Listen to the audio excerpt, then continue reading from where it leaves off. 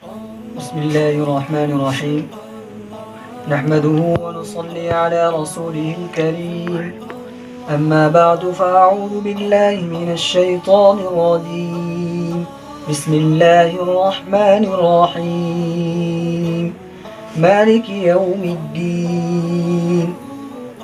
محترم دوستو بھائیو، اس سے قبل الحمدللہ رب العالمین الرحمن الرحیم کی تفسیر بیان کی گئی تھی. انشاءاللہ آج مالک یوم الدین کی تفسیر بیان کی جائے گی. مالک یہ ملک سے مشتق ہے. ملک کے معنی آتے ہیں کسی چیز پر ایسا قبضہ، کسی چیز پر ایسی پوزیشن کہ انسان اس پر مکمل طور پر استعمال کرنے کی، اس کو یوز کرنے کی طاقت رکھتا ہو، اختیار رکھتا ہو.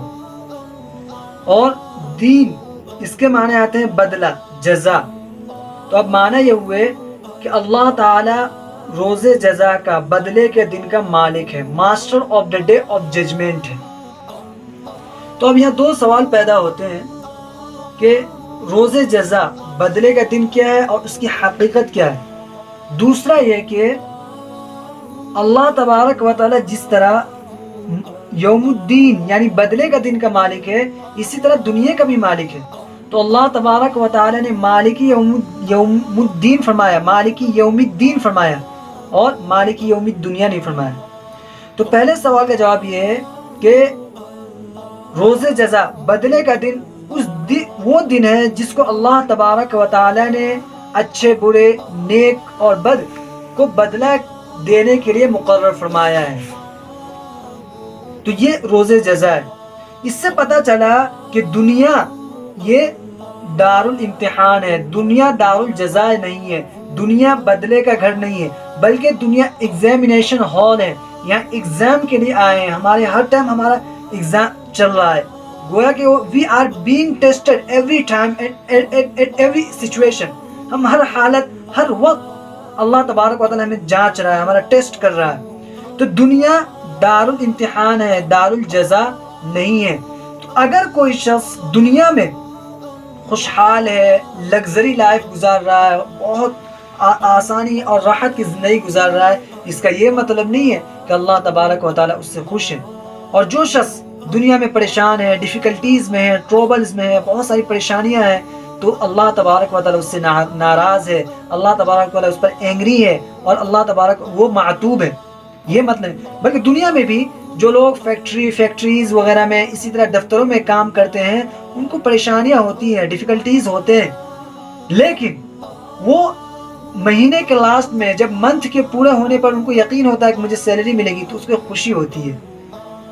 اسی طرح دنیا میں پریشانی آتی ہے تو اس کا یہ مطلب نہیں کہ اللہ تعالیٰ اس سے ناراض ہے. ہاں، اللہ تبارک و تعالیٰ کبھی کبھی دنیا میں بھی سزا دیتا ہے.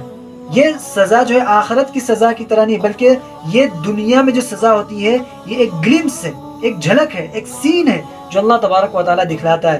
جیسے کہ اللہ تعالیٰ قرآن کریم میں فرماتے ہیں وَلَنُذِيقَنَّهُم مِّنَ الْعَذَابِ الْأَدْنَى دُونَ الْعَذَابِ الْأَكْبَرِ لَعَلَّهُمْ يَرْجِعُونَ.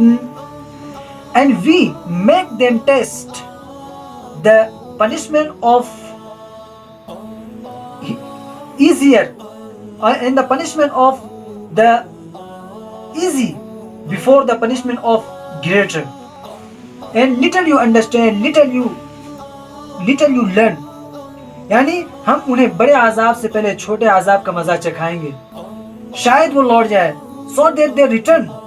یعنی اللہ تبارک و تعالی دنیا میں جو لوگوں کو اس کے گناہ کی سزا پہ جو مصیبت دیتا ہے یا پریشانی دیتا ہے، تو یہ اللہ تبارک و تعالی اس لیے دیتا ہے تاکہ وہ جس گناہ میں مبتلا ہے اس گناہ سے باز آ جائے، اس گناہ سے ریٹرن ہو جائے، اپنے گناہ سے ریٹرن اللہ تعالیٰ کی طرف ریٹرن ہو. اس لیے اللہ تبارک و تعالیٰ دنیا میں سزا دیتا ہے.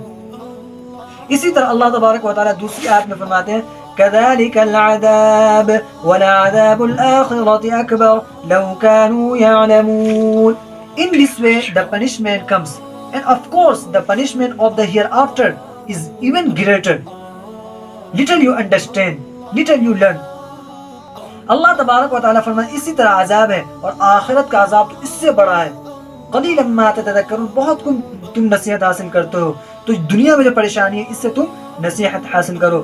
تو کہنے کا مطلب یہ ہے کہ دنیا دار الجزا نہیں ہے، دنیا امتحان کا گھر ہے۔ ایک دن ہوگا جس دن اللہ تبارک و تعالی ہر ایک کو بدلہ دے گا، اچھے کو اس کی اچھائی کا بدلہ دے گا، برے کو اس کی برائی کا بدلہ دے گا، ظالم کو اس کے ظلم کا بدلہ دے گا، مظلوم کو اس کی مظلومیت کا بدلہ دے گا، ظالم نے جو اس پر ظلم کیا اللہ تبارک و تعالی اس کا بدلہ دے گا۔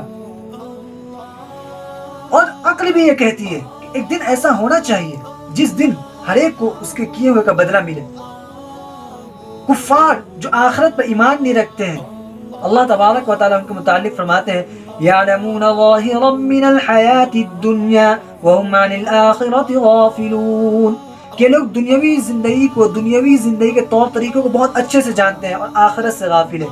یعنی اللہ تبارک و تعالیٰ نے ان کو جو عقل دی ہے، اس عقل سے وہ لوگ دنیا کے احکام کو، دنیا کس طرح چلانا ہے، دنیا کو کس طرح گورن کرنا ہے، اس کو بہت اچھے سے جانتے ہیں، لیکن آخرت سے لوگ بالکل بے خبر ہیں۔ اسی طرح اللہ تعالیٰ دوسری آیت میں قرآن کریم میں فرماتا ہے وَزَيَّنَ لَهُمُ الشَّيْطَانُ أَعْمَالَهُمْ فَصَدَّهُمْ عَنِ السَّبِيلِ وَكَانُوا مُسْتَبْصِرِينَ، شیطان نے ان کے لیے ان کے اعمال کو مزین کر دیا تھا، مستحسن بنا دیا تھا، اور شیطان ان کو سیدھے راستے سے روک دیا تھا، جبکہ وَكَانُوا مُسْتَبْصِرِينَ، جبکہ وہ ہوشیار تھے، جینیس تھے، انٹیلیجنٹ تھے، ٹیلنٹڈ ہے۔ اگر اپنی عقل کو استعمال کرتے اور تھوڑا سوچتے کہ دنیا میں تو ظالم ظالم ہی رہتا ہے، مظلوم مظلوم ہی رہتا ہے، تو کوئی ایک ایسا دن ہونا چاہیے جس دن ہر ایک کو اس کے کیے کا بدلہ ملے۔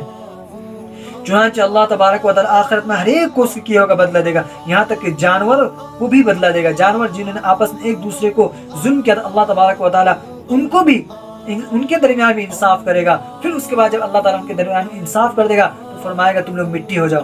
یہی وقت ہوگا جب کافر کہیں گے یا لیتنی کنت ترابا، اے کاش میں بھی مٹی ہوتا۔ اسی وقت کافر بھی کہیں گے۔ خیر، اللہ تبارک و تعالیٰ نے ایک دن مقرر کیا ہے جس میں اچھے اور برے کو بدلہ دے گا، تاکہ اچھے ایک طرف ہو جائے، برے ایک طرف ہو جائے۔ جیسے قرآن کریم میں اللہ تعالیٰ نے فرمایا وَمَا يَسْتَوِي الْأَعْمَى وَالْبَصِيرُ وَالَّذِينَ آمَنُوا وَعَمِلُوا الصَّالِحَاتِ وَلَا الْمُسِيءُ قَلِيلًا مَا تَتَذَكَّرُونَ۔ And the blind one and the sighted one are not equal, and those who did good deeds and those who are sin ones are not equal either. Little you understand.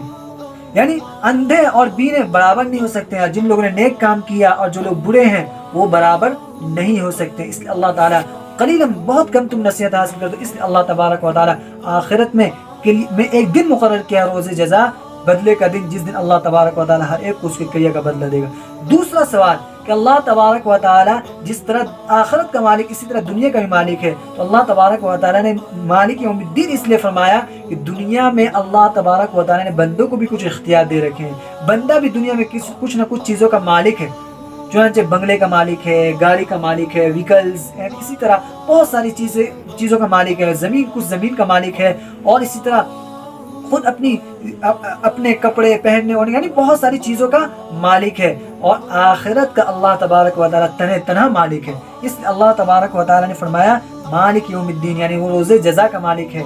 ہاں، اس سے بات بھی پتہ چلی کہ دنیا کے بھی جو انسان مالک ہے یہ ایک عارضی ہے، ٹیمپرری ہے، کوئی ہمیشہ کے لیے نہیں ہے بلکہ ٹیمپرری ہے۔ یہی چیز آخرت کا اصل ہے، اور آخرت کی طرف اللہ تبارک و تعالیٰ متوجہ کرنے کے لیے فرمایا مالک یوم الدین۔ جیسے قرآن کریم اللہ تعالیٰ فرماتے ہیں یوم هم بارزون لا يخفى على الله منهم شيء لمن الملك اليوم لله الواحد القهار، کہ اللہ تبارک و تعالیٰ روز جزا کا مالک ہے، جس دن تمام لوگ جمع ہوں گے، لا يخفى على الله منهم شيء، اللہ تبارک و تعالیٰ سے کوئی چیز مخفی نہیں رہے گی۔ He will know everything. And اللہ تبارک و تعالیٰ پوچھیں گے، اللہ تعالیٰ will ask people لمن الملک اليوم، آج کس کی بادشاہت ہے، آج کس کی کنگڈم ہے، آج کون بادشاہ ہے؟ تو اللہ تعالیٰ للہ الواحد القہار، اللہ کی جو ایک ہے، جو تنہا ہے، اکیلا ہے اور زبردست ہے، اسی کی ملکیت ہے اللہ تبارک و تعالیٰ، وہی آج اس کا مالک ہے۔ اللہ تبارک و تعالیٰ مالک یوم الدین یعنی روز جزا کا مالک ہے۔ اللہ تعالیٰ سے دعا ہے کہ اللہ تعالیٰ کہنے سننے سے زیادہ عمل کرنے کی توفیق عطا فرمائے۔